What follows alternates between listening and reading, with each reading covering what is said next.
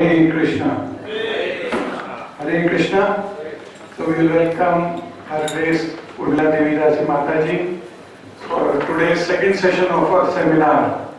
Hare Krishna. So please chant one time Hare Krishna Mahamantra with me.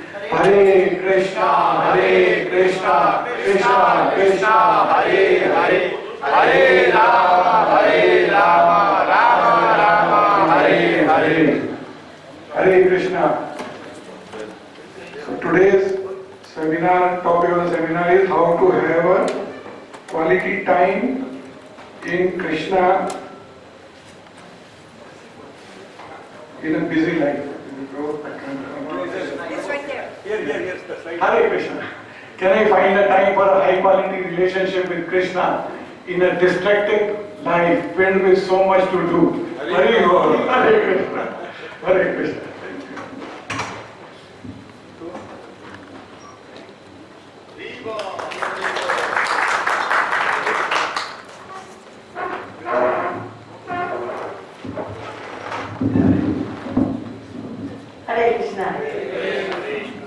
Thank you so much for coming.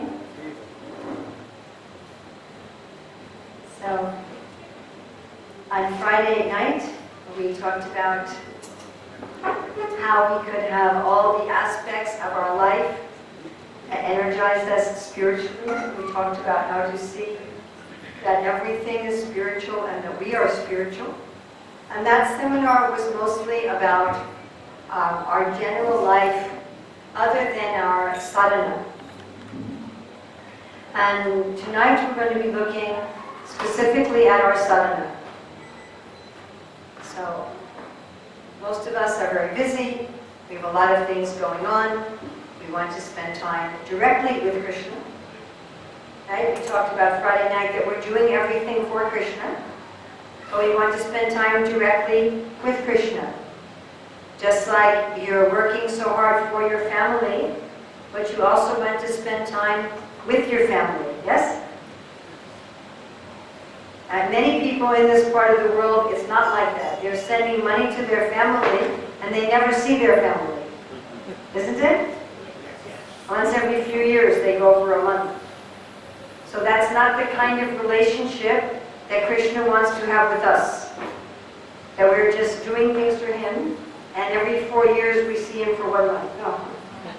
He wants a personal relationship with us every day, and it should be a high-quality relationship. Sometimes you may be spending time with your wife, husband, children, but not in high quality. You know, they're rushing, you're rushing, everybody's, isn't it? Right? So this is how really to have high-quality time with Krishna. Now we should mention that we have a new book. This is a novel. It's a fictional book about how to attain Krishna Prema, and it's written in language you can give to family, friends who are not devotees, but it will take you step by step the inner and outer journey to Krishna Prema. And I'm happy to sign copies for you.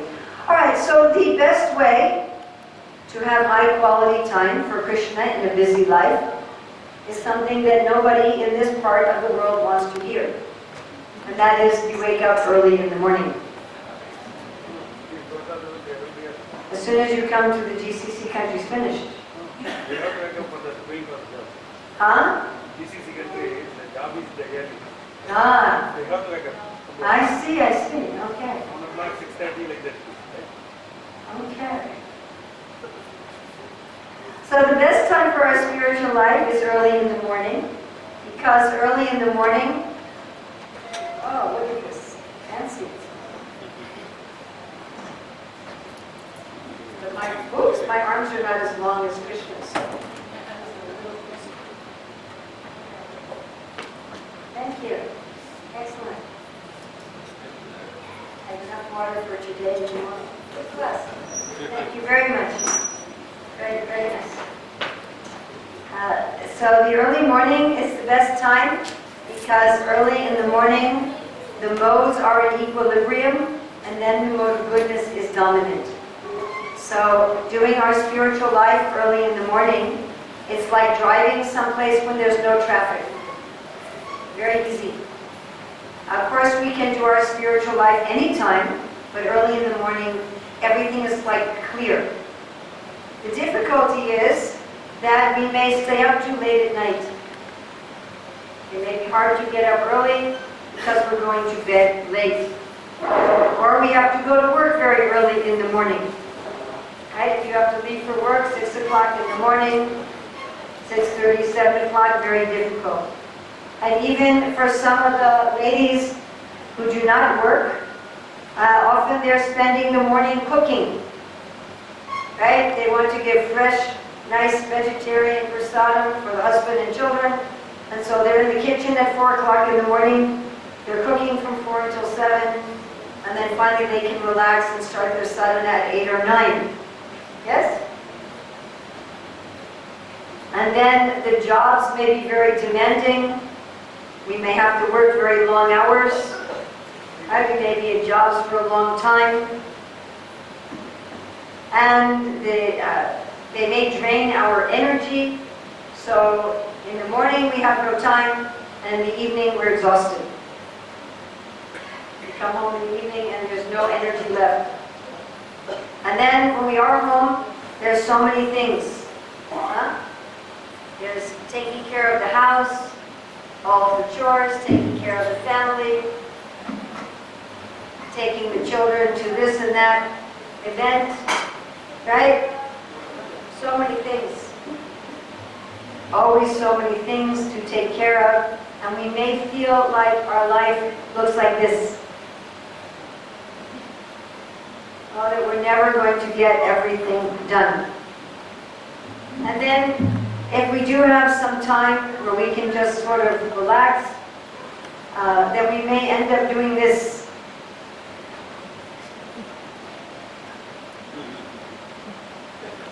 Just kind of numbing our brains with entertainment that we know is foolish and useless. Right? Or we may be spending all of our time on the internet and not enough time with Krishna. So that we may feel that trying to have a spiritual life looks something like this.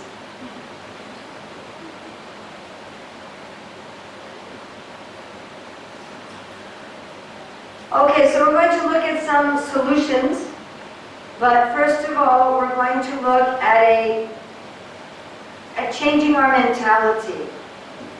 So we're going to look at first changing our mentality, and then we're going to look at some practical solutions. So this section on changing our mentality is a little heavy.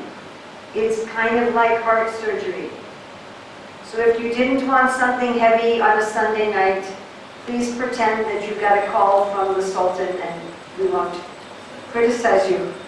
But if you stay for these next few minutes, I have warned you that this part of the presentation is rather intense. Okay? And you will need something to write on. So if you have paper or pencil or your phone, just please make sure your phone is on vibrate. But if you have a phone or paper and pencil, anything like that. All right. Right. So if you stay for this portion, I did warn you that it's a little intense. Yes? Please, you've been warned. All right, so first thing we're going to think about is how much of our time and energy are we spending doing the kind of things that the animals do. The Prabhupada would call eating, sleeping, mating, and defending. If we think about our 24 hours in the day, how much of our time is being spent doing what we would do if we were an animal?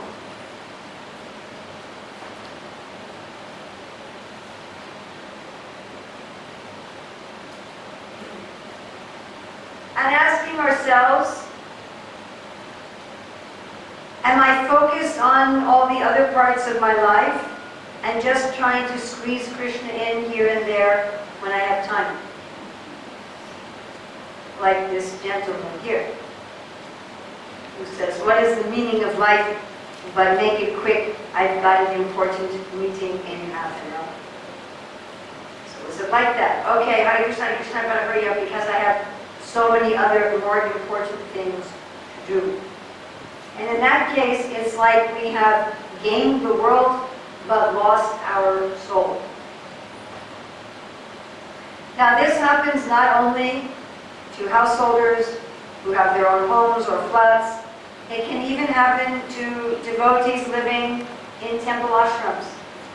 And some people may think, well, if I renounce the world and move into an ashram, then I would have plenty of time for high-quality sadhana. That's not necessarily true. Many people who live in ashrams are always running around. I have to buy the boga, and I have to do this, and I have to do that, and I have to do the other thing. And they very rarely have time, really, for a high-quality relationship with Krishna. So, when we die, there's an obituary. There's something written in the paper, the newspaper, that summarizes our life. They take our whole life and they put it into one paragraph in the newspaper.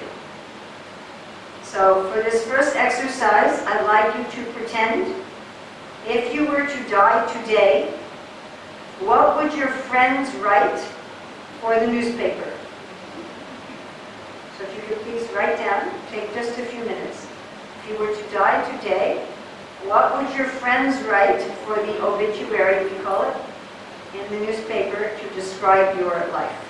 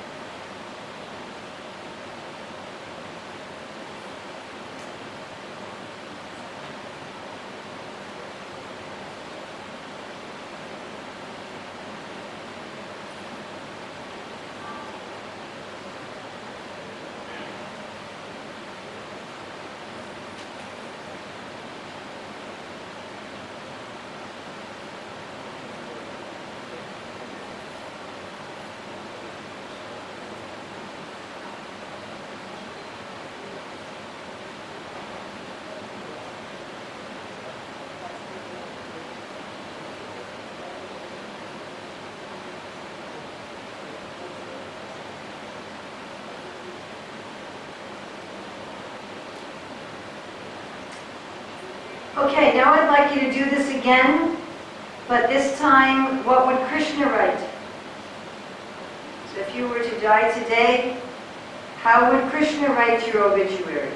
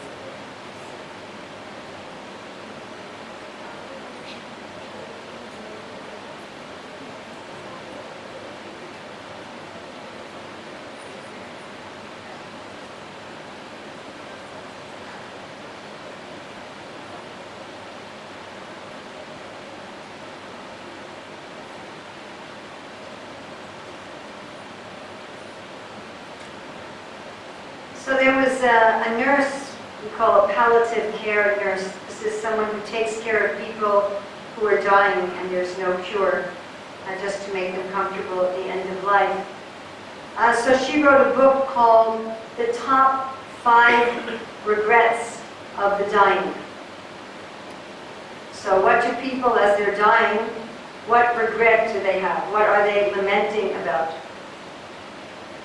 So the first one was, I wish I had the courage to live a life true to myself, not the life others expected of me.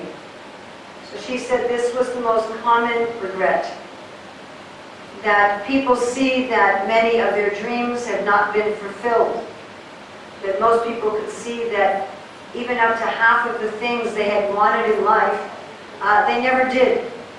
And they saw that that was due to choices that they had made. The next big regret was, I wish I hadn't worked so hard. So she said that every single person who had a job or a business regretted that they had worked too hard, that they hadn't spent more time doing things other than work. I wish I'd had the courage to express my feelings.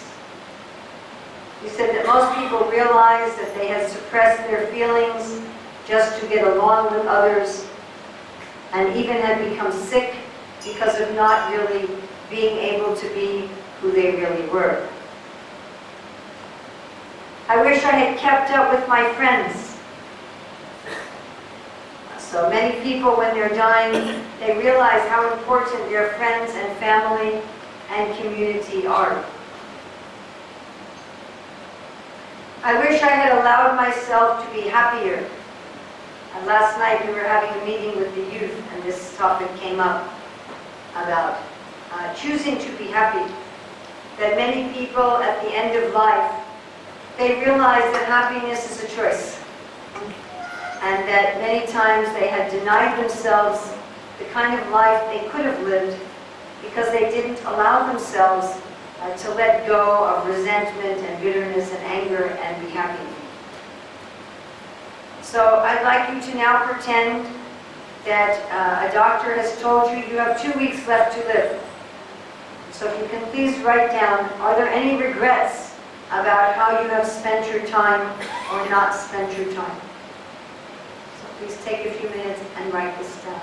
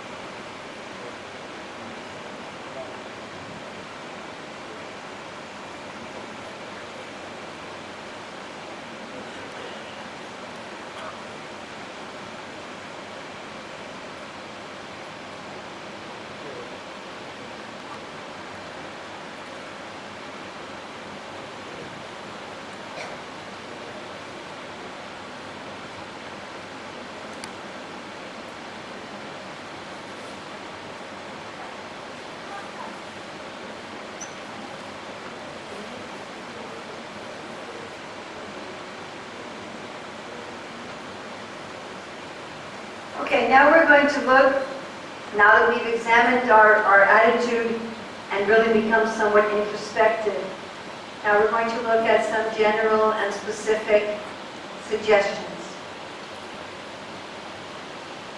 So the first one is to put Krishna first. So you imagine that this glass jar represents how much time we have in a day. The sand represents the little things, the things that aren't so important, whether or not we get them done. And here he's doing those things first.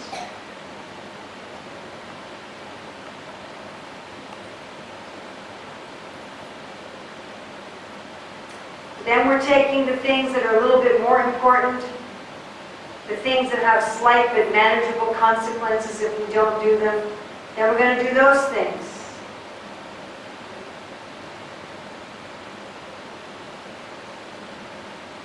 Now we have the really big, important things, the things that really matter to us.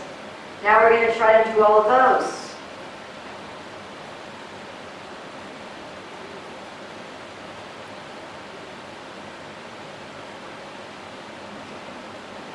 Well, we weren't able to do all of those.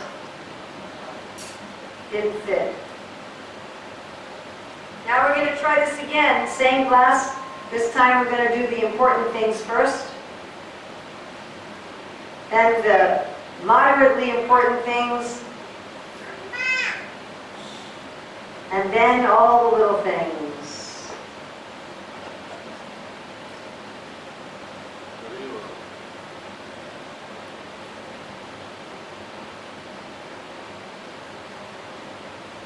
So the first strategy is put Krishna first. He might say, but I have so many things, I won't get to all of them. You know what? That's okay. If we think that we have to do everything, try going to someone you love who loves you and tell them all the little things you did all day. Would they be interested? Probably not. So put Krishna first. Put Krishna first. Especially don't put the little things first. And this one is not very popular, but this is Prabhupada said what to do. He said don't work more than 8 hours a day. Whatever job you have, 8 hours a day. I met one devotee who was working like 80, 90 hours a week. I said, why are you working so hard? He said, for my children. I said, your children don't even know what you look like. Prabhupada told the story how when he was a young man in India, there was one gentleman he knew who would leave for work in the morning before his son would wake up, come back in the evening after the son would go to sleep. And when the boy was 3 years old, when he saw his father, he said to his mother, Mother, who is this man? And you may say, well, if I only work 8 hours a day, how will I live the way I want to live? But you know what? There's many people in the world who are living on what you can make with 8 hours a day. And you know they are living. And if you're working so hard, you never get to enjoy what you're earning anyway. You just come home and sleep. When you're sleeping, how do you know where you are? If you have a beautiful house that you never enjoy, you have a family you never see, that's not a wealthy life. There are many people in the world who are poor but happy. Yes? Have you met people who are poor and happy? There are 6 ways to be rich, according to Shastra. So there's virya. One can be rich in health, in strength, in vitality. There's Shri. One can be rich in beauty. You can have beautiful music, beautiful art, splendor, charisma, that is all Shri. You can be wealthy in Gyan. You can have great knowledge, wisdom, understanding. You can be wealthy in Aishvarya. Aishvarya comes from the word Ishwar. So this is wealth that many people follow you. You are a leader. It can also mean autonomy. You have some wealth in being able to control your own life. You have the wealth of some control, some autonomy or leadership. You can be wealthy in Yasha. Yasha means fame, but Yasha in the Bhagavatam is the child of Kirti and Dharma. Kirti is related to Kirta, means to speak about. So some people are famous just because everyone speaks about them, but Yasha is Kirti and Dharma. So people talk about you because you are engaged in Dharma.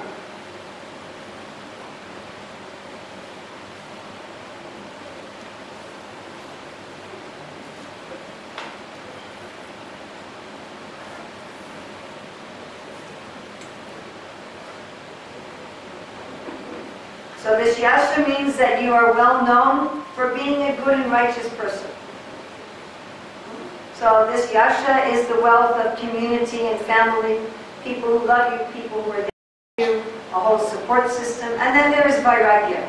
Vairagya is the wealth of freedom. If you're not affected by fame and infamy, honor and dishonor, heat and cold, if these things, if you can be happy and satisfied in all circumstances, or if you have a life that involves some freedom, if you have a job where you can set your own hours, that is also a kind of vairagya. So these are 6 ways to be wealthy and prosperous in life. Wealth is not just cash. You can be have a very rich life without a lot of cash, and you can have a very poor and empty life with a lot of cash. Yes? Are all the wealthy people in the world happy people? No. Are all the poor people in the world unhappy people? No. So I think particularly in this area of the world, people are like, money, money, money is everything. But it is not everything. And if you sacrifice Krishna for the sake of cash, then next life you may have money but not Krishna. Be careful. It's not a good deal. So 8 hours a day, and whatever standard of living you can maintain with that amount of work, you be satisfied with that. And look for wealth in other areas of your life. Now, this is a very interesting technique, and some people may not like it, and some people may find it helpful. So I learned this technique in the 80s, and I found it very life-transforming. So I'd like to share it with you. Again, not everybody likes this, but if you can do this and it works for you, it really makes a difference in your life. So instead of thinking of time, you can think of energy. Because we really have enough time to spend with Krishna, but we may not have the energy. And maybe when you come home in the evening, there's still 2 hours, 3 hours left in your day. But if you're exhausted, to try to sit down and meditate and chant japa and read may be very difficult. So what this system is you mentally calculate how much energy do I have per day, usually. And then you allocate different percentages of that energy to different things in your day. Now, one way you could think of it, to make this easy to understand, is let's say you have a certain amount of money every month. And suppose you have that money in cash. And then you have different envelopes for food, for rent, for clothing, for fuel for your car, whatever. And in each envelope you put a certain amount of money. Then when you're going to buy food, you could spend all the money in that envelope, because you know you have money in the other envelopes for everything else. Everybody understand this? So if you think of how much energy you have every day, and you allocate, I'm going to allocate 10%, 20% of my energy to reading and chanting. And I'm going to allocate 40% of my energy to working. And I'm going to allocate 20% to my family, like that. And if you do that, then when you're doing each activity, you can spend everything in that envelope, without anxiety. So on Friday, remember we were looking at that letter from Srila Prabhupada, where he said that you become completely absorbed in what you're doing and everything else be forgotten. Everybody remember that who was here on Friday? We talked about those 4 things. Everything is according to Krishna's plan, whatever is meant to be, I'm doing that. Let me pay attention to every detail. Let me be absorbed in that service, whatever it is. Let everything else be forgotten. And let my motive be just to please Krishna. So a way you can be, and I mentioned then that tonight I was going to give you a technique for how to do that. So this is one technique. Whatever I'm doing at the moment, I fully give to it all the energy that I have allocated. And that way, I don't need to have my mind worry about the other things I have to do. Because I know I have an envelope of energy for them. Now people will ask me, how do I know how much energy I have? This is always the question that I get. And I say, I don't know, but it works. Now one devotee suggested that it works because of the principle of sankalpa. That when we make a determination, we make an intention, that Krishna helps us to realize that intention. So maybe that's how it works, I don't know. But I know it works. You start getting a sense, you start getting a feel as you do this for how much energy you have and how much energy you're allocating. So I put some things up here as just some samples. This one I just pulled off the internet, and this I did.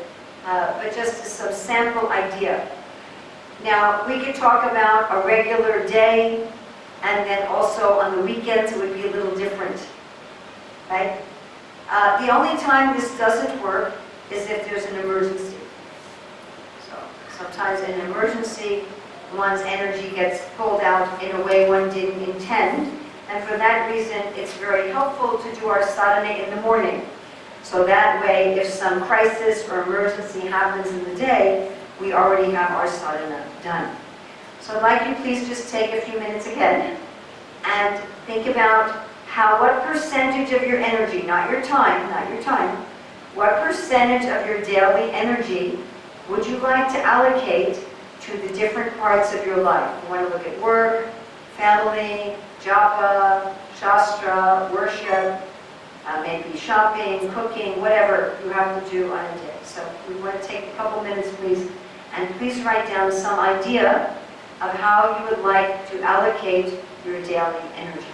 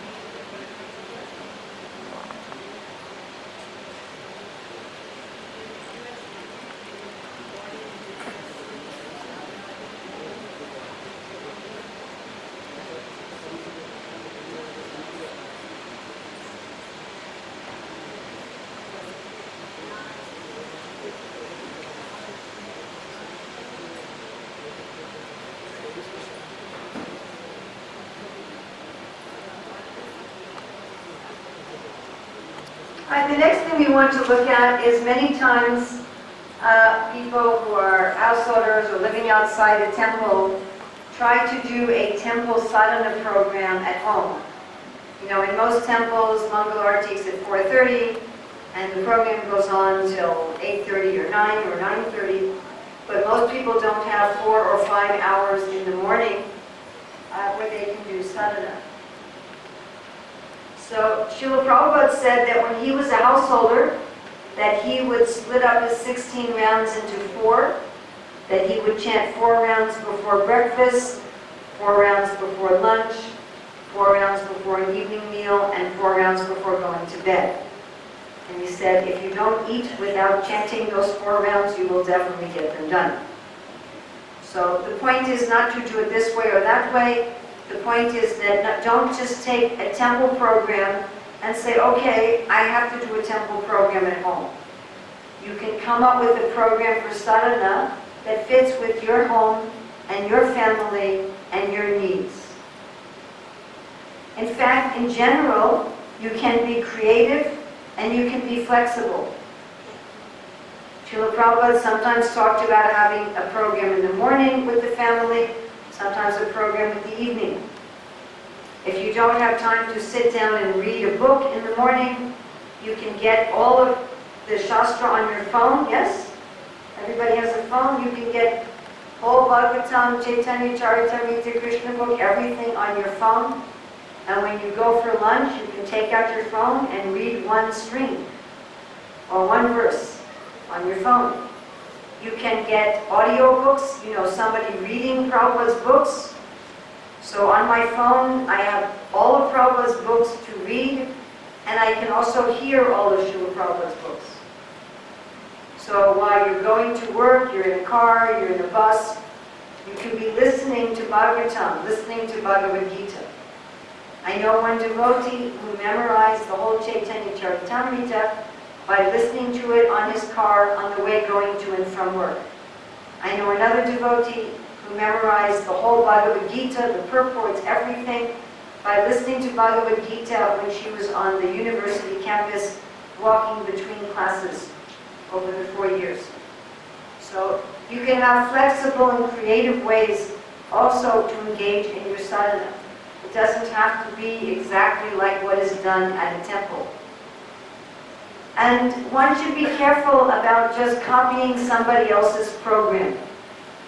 So, you know, some preacher may come through and say, I do my japa like this, I do my sadhana like this, and you may think, oh, I have to do it exactly like that. But our Krishna conscious philosophy is that we are people, we are individuals. So you can get inspiration from others' programs, but ultimately you need to come up with something that's suitable for you. And this may also change at the time of your life. So how you structure your sadhana when you're 25, how you structure it when you're 55 may be different. So do what is going to work for you. And what is going to fit with your life and your schedule and your personality. Then a very important, and I think not so well understood point, is brought up by Srila Prabhupada in his purport to Bhagavatam 7.5.23.24. This is where Prahlad Maharaj is speaking about the 9th process, Shravanam, Kirtanam, Vishnu Smaranam. And Prabhupada writes in the purport, according to the regulative principles, which he means Shravanam, Kirtanam, Vishnu Smaranam, there are 9 departmental activities, and one should specifically engage himself in the type of devotional service for which he has a natural aptitude. For example, Prabhupada says, one person may have a particular interest in hearing, another may have a particular interest in chanting, and another may have a particular interest in serving in the temple. So these, or any of the other 6 types of devotional service, remembering, serving, praying, engaging in some particular service, a friendly relationship, or offering everything, should be executed in full earnestness. In this way, Prabhupada says, everyone should act according to his particular taste. So, Srila Prabhupada has given us a basic sadhana for everyone of 16 rounds. But other than that, each of us has some part of bhakti that we particularly enjoy. So some person may really enjoy singing bhajans. Another person may enjoy dressing the deities. Someone else enjoys offering flowers to the deities. Someone else likes to grow tulsi plants. Someone else likes to study philosophy. Someone else likes to study the stories. Someone else likes to do some service for the temple or the mission of Mahaprabhu. There's unlimited. Krishna has unlimited desires. And there's some desire of Krishna that really resonates with us, that we really enjoy. So to do that on a regular basis, if possible on a daily basis, to find something for Krishna that you really enjoy, and make that part of your sadhana. So like, I really enjoy deity worship, and I also really enjoy taking quotes from the Shastra and making the translation into poetry that matches the meter and you can sing the English as the same way that you would sing the Sanskrit or the Bengali. So that takes me, for each verse may take me 2 weeks to work on that. So that's something that I really enjoy doing in service. And it's something that I do a little bit of every day. So anything that you enjoy, to do that every day, so that you're looking forward to your sadhana. Oh wow, I get to spend time doing this for Krishna. Even if it's only 2 minutes, 5 minutes, that you're spending doing something that you enjoy doing for Krishna. Then as far as all of the aspects of our sadhana, to do them in a way that's not mechanical. When we're chanting japa, to not chant mechanically, to chant with some emotion. When we're serving the deity, to serve with some emotion. When we're reading the Shastra, with some emotion, some desire. Krishna explains in Bhagavad Gita 12:9 that the purpose of sadhana bhakti or abhyas yoga is to develop icha or desire. So Bhakti Yoga is not like Ashtanga Yoga, which is a mechanical system. Bhakti Yoga is not mechanical. It's not like you put your money in a machine and you press a button and some soda comes out of the machine. We're dealing with a person. It's our personal relationship with Krishna as a person. And so everything we do in Bhakti should be personal with some taste. So that again, we look forward to it. All right, we want to, this last exercise we're going to do, so today is Sunday, so for the next week, from now until, let's say, Saturday night, what can you do? Each of you please make some plan of what you will do. Pick one thing, please, just one. One thing, just one, that you will do between now and next Saturday night that will improve the quantity or the quality or both of your time with Krishna. Please have it be something that you will actually do. So don't say, I will read Bhagavad Gita 2 hours a day, when right now you're not reading at all. Okay? Something that you will actually do. It could be a very small thing. Like one time when I did this, I decided when I am speaking Prabhupada's pranam mantras, which I do every day, I'm going to meditate on the meaning. So I didn't add an extra item of behavior. I simply changed the way I was doing it internally. You understand? So it could be something with the quality of what you are doing. Another time when I did this, I decided that when I go to sleep at night, I want to play somebody reading the Shastra. So 5 minutes, I put on a recording with a sleep timer, and for 5 minutes when I'm going to bed, I'm listening to Shastra. It wasn't a big deal, but it really helped the quality of my relationship with Krishna. So those are just two examples from my own life. But you please pick something that is useful to you, something that will really make a difference for your spiritual life. You can have it be a very small thing, something that you will really do every day from now until next Saturday night. So please take a couple minutes and write down a plan.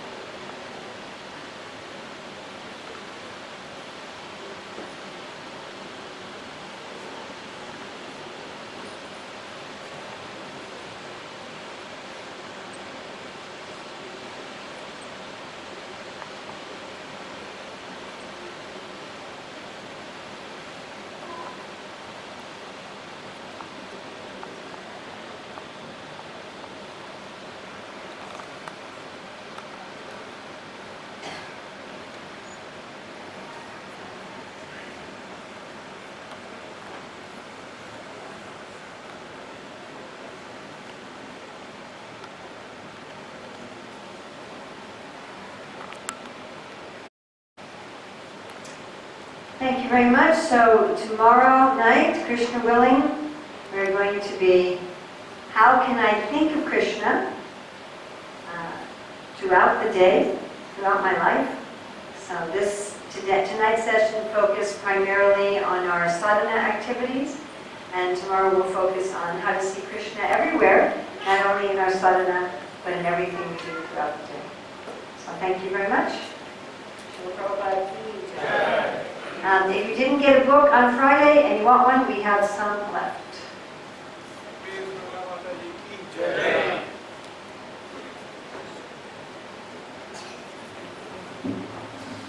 And again, the book is a fictional story. It's a novel, a fun, easy read, and how to attain to love of God.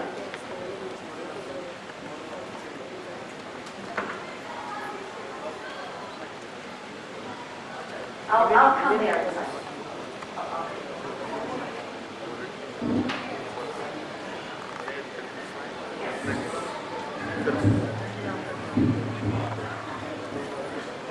Thank you. Hare Krishna. So, those of you who have not taken the book can take book from the counter. It's BD3. Hare Krishna, and Mataji is here. Mataji will sign the book. Hare Krishna.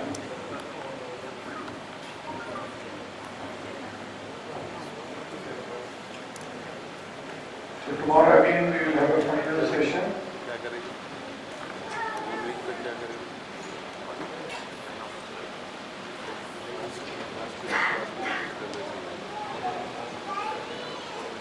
Today evening Bhava to the Lord is sponsored by Somsudra Prabhu and Sakila Mataji on the occasion of Mother Sahun Thala Remembrance Day. Hari Bol. So